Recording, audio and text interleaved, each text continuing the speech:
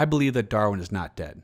And while the theory that biological evolution has stalled is supported by the growing number of human beings resembling gym socks filled with bread dough, I believe that cultural evolution still strongly engines forth and that we as human beings grow less ignorant and closed-minded as time passes. Then, human beings like Leland Yee open their mouths and spill forth pretentious half-thoughts, making me feel like my optimism simply signifies that I have creamy hope, glittery unicorns, and wildflowers where my pragmatism should be. Mr. Yee is a politician from San Francisco who, after the Sandy Hook school shooting, was quoted as saying the following: "Gamers have got to just quiet down. Gamers have no credibility in this argument. This is all about their lust for violence and the industry's lust for money. This is a billion-dollar industry. This is about their self-interest." And speaking of self-interest, Mr. Yee was arrested by the FBI this week on multiple charges, including bribery and corruption.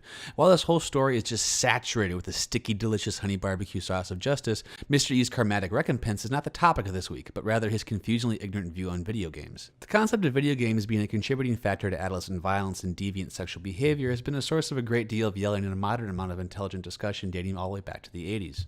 The loudest criers of wrongdoing usually being news pundits, busybody parental activists, and attention-consuming politicians seeking votes in the captive groupthings of the first two parties. I can see the logic they're using to get the idea that violent video games promote violence among children. Children are little absorbent tabula rasas. They feel their way through the world and build their future selves based on the calluses they form. The opening scene of Modern Warfare 2, wherein you walk into a Russian airport and gun down hundreds of innocent bystanders, is hard to defend if you think of it being played by a 7-year-old who lacks the social context to understand the weight of what he is doing. A child could easily misinterpret this scene to mean that the lives of others are nebulous in value, and that the transition between life and death is weightless, easily achievable, and a valid solution to life's many problems. But then again, that argument is like a fishing line holding up a plastic flying saucer in an old, cheap science fiction movie. Both things are barely there, and they're holding up something that you wish was real, but is ultimately a fantasy. The argument that a 7-year-old playing Call of Duty and taking it as gospel is specious and ripe with fault. It's equally likely that the child's lack of social context will give the scene the same impact as playing Duck Hunt gave me in my childhood. It gives a feeling of achievement and progression rather than analysis and contemplation on its relationship with the real world.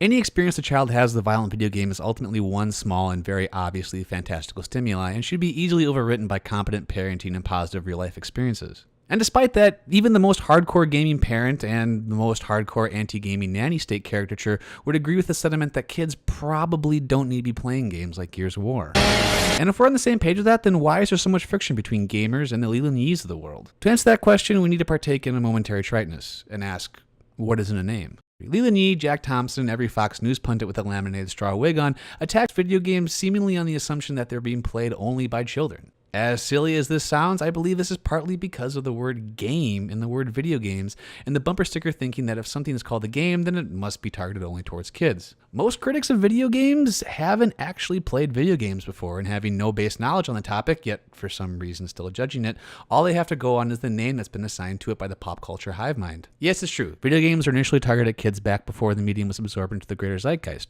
But that was back when video games held the intellectual power of Super Mario Bros. And just like the kids that played those games back in the late 80s and early 90s, video games as an art form have grown up. We have games about growing up with abusive alcoholic fathers. We have games about finding your way through deep personal loss. We have games about regret of things done in dark times. We have games about redemption. We even have a game that retells the Heart of Darkness. We also have games about SpongeBob, and games about Pokemon, and games where you use birds as high-impact ordnance. If you can't tell which of those two groups your kids need to be feeding into their consciousness, then please leave your kids in a cornfield, because a scarecrow will serve as a more competent shepherd for their development than you will.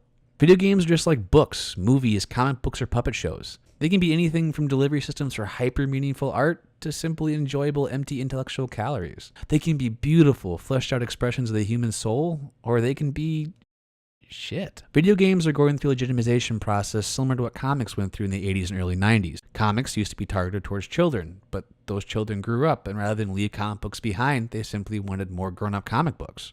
This led a generation of artists to choose comic books as the medium they express themselves in. So guys like Frank Miller and Alan Moore tore down the Comics Court Authority and brought comics through confirmation. And now Gabe Newell and Ken Levine are here to do the same thing for video games. And the same people who try to keep comic books in the toy chest are back to hate on video games. The ignorant and loud will always try to keep cultural progression down to avoid having to get comfortable with new ideas. But Darwin is not dead.